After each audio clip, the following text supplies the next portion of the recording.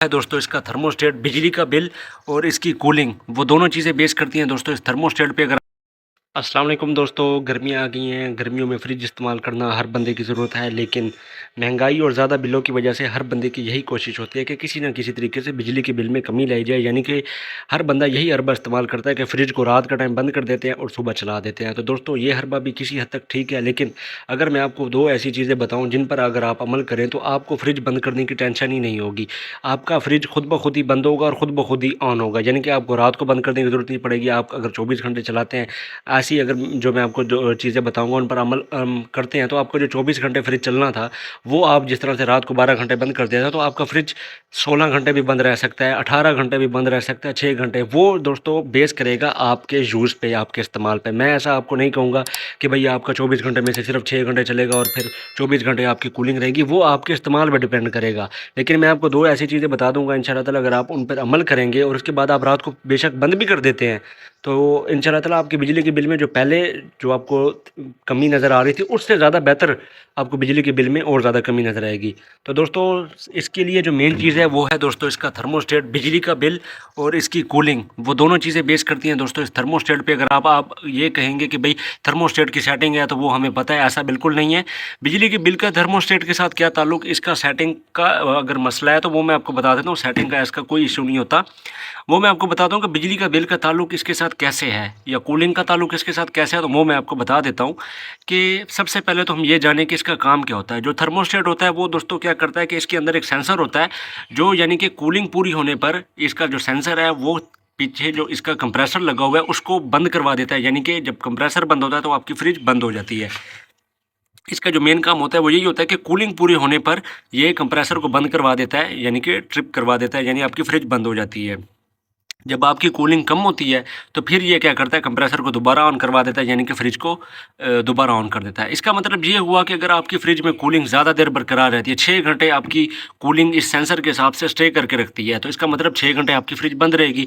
24 घंटों में से अगर आपकी फ्रिज 18 घंटे कूलिंग बरकरार रखती है आपके इस्तेमाल पे, अगर आप इसको बार बार नहीं खोलेंगे तो इस तरह से करेंगे, तो फिर आपकी जो फ्रिज है वो फिर 16 घंटे बंद रहेगी, 6-7 घंटे चलेगी, आपको रात को बंद करने की भी ज़रूरत नहीं पड़ेगी। तो सबसे पहले जो दोस्तों इसकी चीज़ है तो वो है दोस्तों इसकी सेटिंग। अगर गलत सेटिंग होगी तो भी बिजली का बिल ज़्यादा आएगा, और अगर कूलिंग की प्रॉब्लम होगी, यानी कि आपकी फ्रिज जो कूलिंग नहीं करती, ज़्यादा देर से कूलिंग आपकी फ्रिज में नहीं पूरी होती, तो भी आपकी बिजली का बिल ज़्यादा आएगा। वो कैसे आएगा मैं आपको बता देता हूँ।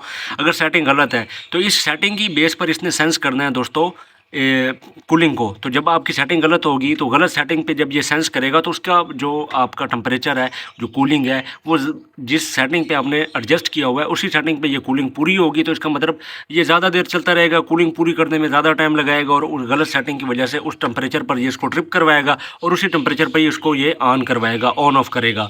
तो फिर उस पर भी आपका बिजली का बिल दोस्तों बहुत ज़्यादा आएगा।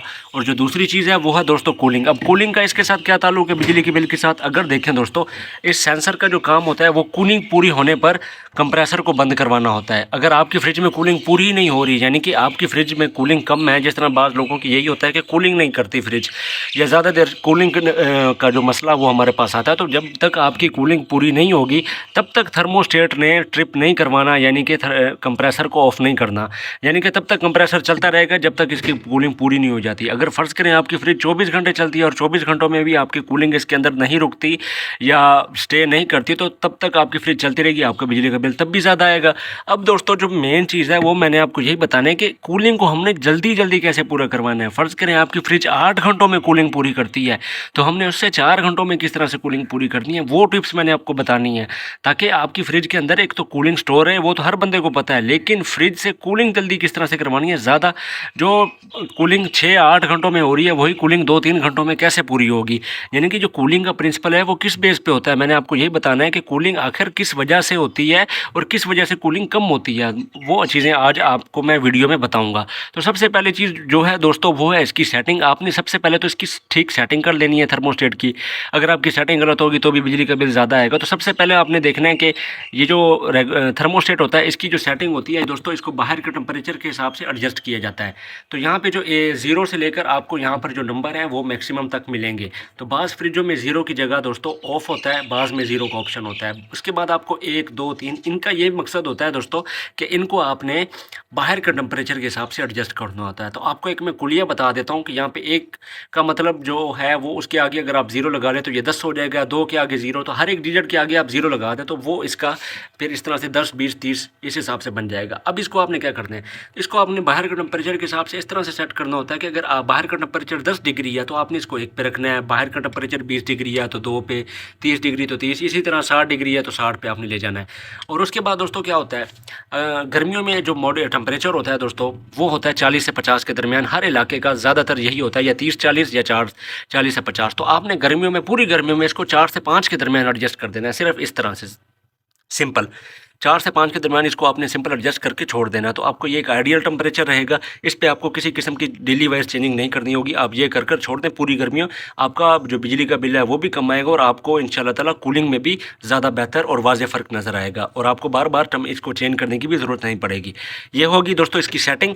तो अगर आपकी सेटिंग ठीक होगी तो दोस्तों इसी टेम्परेचर पे इसने कूलिंग करनी है, बाहर के टेम्परेचर के हिसाब से इसने इस कंप्रेसर से काम लेना है और यहाँ से कूलिंग पूरी करके उसको बंद करवा देना है। ये तो होगी दोस्तों इसकी सेटिंग। अब जो दूसरा काम है वो है इसकी कूलिंग, क्योंकि कूलिंग दोस्तों अगर पूरी नहीं होगी तो इसका सेंसर जब तक पूरी कूलिंग को सेंस नहीं करेगा तब तक उसने कंप्रेसर को ट्रिप नहीं करवाना, फ्रिज को बंद नहीं करवाना। तो हमने अब जल्दी कूलिंग कैसे लेनी है और कूलिंग को कैसे सेव रखना है वो मैं आपको दोस्तों बता देता हूँ। दोस्तों सबसे पहली जो चीज़ है कूलिंग को सेव करने के लिए, वो तो आप हर बंदे को पता है कि फ्रिज को अगर आप रात को बंद कर देते हैं तो ये एक अच्छी बात है, आपको करनी चाहिए। लेकिन रात को आपको पता है कि यूनिट ज़्यादा कंज्यूम होते हैं और उसका जो टैक्स वगैरह है वो भी ज़्यादा होता है, तो आप रात को बंद कर देते हैं, ये तो एक बेहतर चीज़ है। लेकिन आपने इसमें कूलिंग किस तरह से सेव रखनी है वो मैं आपको बता दूँ कि आपने सबसे पहले तो डोर जो है वो कम से कम ओपन करना है, क्योंकि आपकी फ्रिज 24 घंटे नहीं चलती, ठीक है। आपने इसके अंदर कूलिंग को ज़्यादा देर स्टे करवाना है। दूसरे नंबर पर इसकी कूलिंग को स्टे करवाने के लिए आपने इन डोर्स की जो रबड़ है इनको लाजमी आपने चेक कर लेना है। ये दोस्तों बिल्कुल ही यहाँ पर फिक्स होनी चाहिए, यहाँ पे किसी भी किस्म का गैप नहीं होना चाहिए, ये बिल्कुल एयर टाइट हो, ये आपस में एयर टाइट होने चाहिए, ये इस तरह से बंद होने चाहिए। दोस्तों अगर आपकी रबड़ किसी जगह से इस तरह से आपस में मिली हुई है और डोर के साथ उसका गैप आ जाता है तो ये दोस्तों सर्दियों में होता है। सर्दियों में जो रबड़ होती है वो हार्ड हो जाती है और जिसकी वजह से फिर जो है रबड़ में गैप आ जाता है, और जब गर्मी है तो ये ऑटोमेटिक दोस्तों इस तरह से नरम हो जाती है। लेकिन अगर आपकी रबड़ नहीं ठीक तो फिर आपने क्या करना है, गर्म पानी लेना है और इस सारी रबड़ पे आपने गर्म पानी डालना है, तो आपकी रबड़ इंशाल्लाह ताला ये पहले जैसी हो जाएगी। वैसे ये मसला सर्दियों में आता है, मैं फिर भी आपको ये साथ साथ बता देता हूँ, ठीक है दोस्तों। ये तो हो गया दोस्तों इसकी कूलिंग को सेव करने के लिए, ये जो पहली चीज़ होगी। फ्रिज को कम से कम खोलना है और उसके बाद आपने इनकी रबड़ को चेक कर लेना है। उसके बाद जो सबसे मेन चीज़ है जो मैंने आपको पहले बताई थी कि कूलिंग को हमने किस तरह से पूरा करवाना है, यानी कि जो कूलिंग 8 घंटों में होती है उसको हमने 6-7 घंटों में, जो कूलिंग हम पहले पूरी कर रही थी हमारी फ्रिज, वो 2-3 घंटों में कैसे करेगी। तो दोस्तों उसके लिए आपने सिंपल क्या करना है, आप ये देखें कि यहाँ पे आपको एक ये कंप्रेसर आपका और ये इसके ऊपर एक ट्रे होती है, पानी का ट्रे। आपको पता है कि हर फ्रिज में दी होती है। इसका क्या काम होता है, जो हमारी जो फ्रिज में पानी वगैरह, बर्फ़ वगैरह मेल्ट होती है या पानी एक्स्ट्रा पानी उसके अंदर जो भी होता है, तो वो इसकी बॉडी यानी कि होल्स में से होता हुआ इस ट्रे में आके जमा होता है और यहाँ से ये खारिज हो जाता है। कभी दोस्तों आपने इस चीज़ पे गौर नहीं किया होगा कि इसको हम कंपनी साइड पे क्यों नहीं लगा देती, या इसका एक पाइप लेकर उसको यहाँ से खारिज कर दे। इस ट्रे का लगाने का क्या मकसद है दोस्तों, इस ट्रे का लगाने का यही मकसद है कि यहाँ पर कंप्रेसर के ऊपर इसी वजह से लगाया जाता है क्योंकि जब ये कंप्रेसर चलता है ये बहुत ज़्यादा हीटअप होता है, तो इसकी हीट को एक्सचेंज करने के लिए यानी कि इसको ठंडा रखने के लिए इसके ऊपर ये ट्रे लगाई गई है, ताकि पानी इससे एवोपरेट हो, यहाँ से हीट एक्सचेंज हो, ये कम से कम यानी कि हीटअप हो। जितना ये कम से कम दोस्तों हीटअप होगा उतनी ही ज़्यादा ये जल्दी कूलिंग करेगा, क्योंकि जितना ये ज़्यादा गर्म होगा यानी कि जितनी ज़्यादा यहाँ पर हीट प्रोड्यूस होगी तो उतना ज़्यादा ये लेट वर्क करेगा। तो जितना ज़्यादा हम इसको ठंडा रखेंगे, जितनी ज़्यादा हम कोशिश करेंगे इसको ठंडा रखने की, उतनी ही जल्दी ये कंप्रेसर जो है वो कूलिंग जल्दी पूरी करेगा। तो अब इसको ठंडा कैसे रखना है, अब यहाँ पे आप देखें, आपको यहाँ पे ट्रे में पानी वगैरह कोई चीज़ नहीं नज़र आ रही, ठीक है, ये खुश्क है। तो ये दोस्तों आपको पता है कि यहाँ पे जब ये बहुत ज़्यादा हीटअप होता है गर्मियों में तो पानी यहाँ पर ज़्यादा देर नहीं टिकता। तो इसके अंदर फ्रिज में हमारे पास बर्फ़ जो है वो बहुत कम यानी कि मेल्ट होती है, पिघलती है, और हम पानी कोशिश यही करते हैं कि हमारी फ्रिज में ज़्यादा से ज़्यादा पानी वगैरह ना गिरे। तो फिर जब यहाँ पे पानी नहीं आएगा तो यहाँ पे ये हीट एक्सचेंज कैसी होगी, ये कंप्रेसर कैसे ठंडा होगा। तो फिर उसके लिए आपने क्या करना है दोस्तों, गर्मियों में आपने ख़ास तौर पर यही करना है कि 1 गिलास आपने पानी ले लेना है इस तरह से। 1 गिलास पानी लेके डेली, गर्मियों में दोस्तों मैं आपको बता रहा हूँ, डेली आपने 1 गिलास इसमें पानी डाल देना है, ताकि इसमें अगर पानी फ़र्ज़ करें नहीं भी आता तो आपने यहाँ पे पानी इस तरह से डाल देना है। तो आपने यहाँ पे पानी डाल देना है, ताकि डेली आपने गर्मियों में ये काम करना है, ताकि आपका कंप्रेसर ठंडा रह सके। हो सके तो आप 2 मरतबा चेंज कर दें, यानी कि 2 मरतबा इसमें पानी डाल दें। जैसे ही आप देखें आपका पानी खुश्क हो गया तो आप दोबारा पानी डाल दें, ठीक है दोस्तों। तो हमने यही कोशिश करनी है कि इसमें जो हीट एक्सचेंज है उसको ज़्यादा से ज़्यादा हम कवर कर सकें, ताकि जो कंपनी ने हमारे लिए बेसिक चीज़ जिस पर इसको डिज़ाइन किया है उस डिज़ाइन को या उस फंक्शन को हम पूरा कर सकें। तो आपने, अगर आपको पॉसिबल हो तो आप 2 टाइम कर दें, अगर आपको नहीं है तो आप कम से कम 1 दफ़ा आप लाज़मी डालें। इससे इंशाल्लाह ताला आपकी कूलिंग वो भी जल्दी रिकवर होगी, कंप्रेसर भी ठंडा रहेगा और बिजली का बिल में भी इंशाल्लाह ताला कमी आएगी। उसके बाद जो मेन चीज़ है वो यही है कि इसका दीवार के साथ कम से कम दोस्तों 1 फुट 1.5 फुट का गैप लाज़मी होना चाहिए, ताकि यहाँ से हवा सर्कुलेट हो सके और हवा की सर्कुलेशन के साथ इसकी हीट भी यहाँ से एक्सचेंज हो, ताकि ज़्यादा से ज़्यादा दोस्तों ये ठंडा रह सके और उतनी ही जल्दी ये कूलिंग पूरी करे। क्योंकि दोस्तों जितनी कम हीट प्रोड्यूस होगी, जितना कम कंप्रेसर गर्म होगा, उतनी जल्दी ये वर्क करेगा और ये कूलिंग को पूरा करेगा। ये चीज़ आपने लाज़मी याद रखनी है।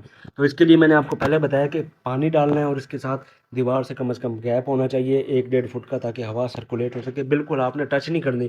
बाज़ लोगों को देखा होगा वो क्या करते हैं कि फ्रिज का और दीवार के साथ सिंपल क्या करते हैं, एक इस हाथ जितना, ये 4 उँगली जितना गैप दे देते हैं। ऐसा नहीं करना, कम से कम 1 डेढ़ फुट का दोस्तों लाज़मी गैप दें, ताकि यहाँ से अच्छी तरह से हवा सर्कुलेट हो सके और हीट को जो है वो एक्सचेंज हो सके, ठीक है दोस्तों।